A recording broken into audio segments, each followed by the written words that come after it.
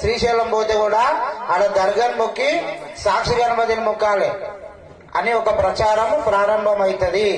మనం ఇట్లే రీల్స్ లలో చూసుకుంటా అక్కడ పోకుండా ఉంటే మీరందరూ ఓకే అంటే ఈ 2 రోజులల్లా మన హిందూ సంఘాలు ఉన్నాయి కదా, బజరంగ్ దళ్ గాని సేవా దళ్ గాని వాళ్ళకు రిటర్న్లు ఇస్తాం.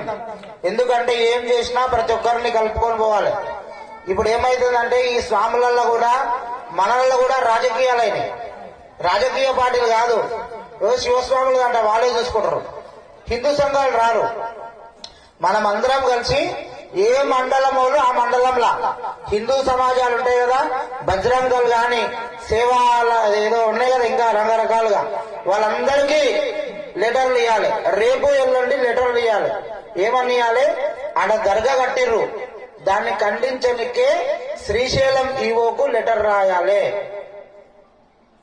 ఫిబ్రవరి 13 తారీఖు వరకు ఆ దర్గాలు గాన తీసేయకుంటే ఫిబ్రవరి 14 రోజు భారీ ఎత్తున తెలంగాణ, ఆంధ్ర, కర్ణాటక నుంచి వచ్చి భారీగా ధర్నా చేసి ఆ దర్గాలను తీసేస్తామని బరాబర్ లెటర్ రాయాలి.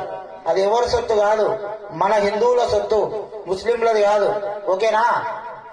ఈ రోజు దర్గానేమనుకుంటే రేపు ఇంకోటి చర్చ చేస్తాడు. ఇతర ఇతర ఇతర ఇంకా జరుగుతూనే ఉంటాయి. రేపటి నాడేమైతే అంటే శ్రీశైల క్షేత్రంలోనే జ్యోతిర్లింగం, స్వయంభూ జ్యోతిర్లింగము, శక్తిపీఠం, అట్లాంటి క్షేత్రాల్లో దర్గా కడితే ఏం చేయలేని హిందువులు ఇంకో దగ్గర కడితే ఏం చేస్తారు?